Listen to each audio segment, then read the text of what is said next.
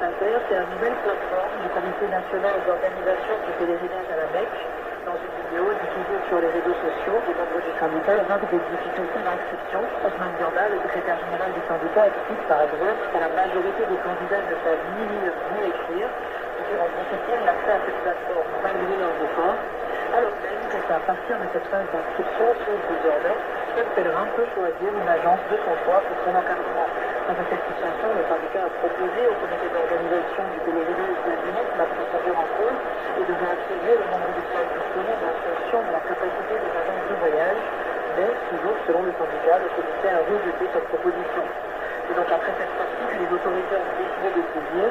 Les activités du syndicat des gérants des agences de voyage sont donc suspendues pour une période de 2 mois renouvelable pour non-respect des procédures en vigueur et activités non conformes à son but.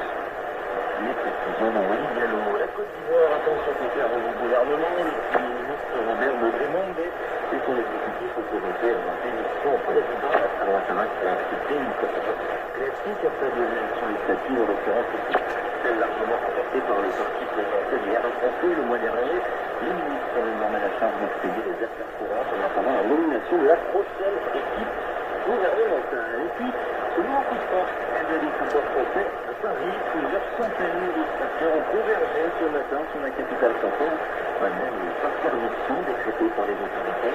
Les membres du syndicat Coordination Rurale se sont notamment parvenus jusqu'au pied de la Tour Eiffel, au cœur du cycle scolaire, une union qui a traité de libre-échange avec les pays sud-américains du Mercosur, mais aussi la gestion par l'exécutif de la fermeture de l'air bovine et épidémie qui touche les troupeaux de bovins et entraîne l'abattage systématique.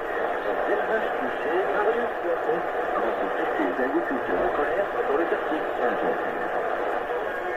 Le démonstrateur lancé le général à quelques pas de la Tour Eiffel, le passage bloqué par les forces de l'ordre. Sous le drapeau de la coordination rurale, des exploitants sont venus en concertation pour porter la colère de leur profession à Paris. On est en train de lancer un interception, c'est un charnier, qui a fonctionné dans la marque. D'autres avec des douanes européennes. On va faire un appel d'air. Et donc les marchés, comment ils vont répondre, c'est subjectif. Tant que les revenus à la baisse, c'est 18% des agriculteurs vivent sous le seuil de pauvreté, la pauvreté, ce qui est vraiment exploitant et céréales dans la zone. On est en train de creuser. On va se couper à nous. Ouais, on en vient, on est en exploitant sur le tableau. La batterie, la batterie, on ne sait pas de la cause. Les accidents encore, on n'est pas capable de nous. On n'est pas capable de leur retrouver plus. On demande une bouchée de protocole sanitaire sur la DLC. C'est que le produit d'enfant avant le but de prix, et que eux, c'est juste on cherche pas un revenu par les fonds, on cherche un revenu par les salaires. C'était une zone en grande partie de la PAC, la politique agricole commune de l'Union européenne. Ça, c'est la grande la Commission européenne a promis une rallonge de 45 milliards d'euros sur 2025. Sur le moyen instrument de la référence qui reste à l'inconnu doit faire un vendredi, presque 9h10. Sur la qui dans un instant, c'est une récurrence avec nous qui va nous parler. Un grand merci, cher Bouguet.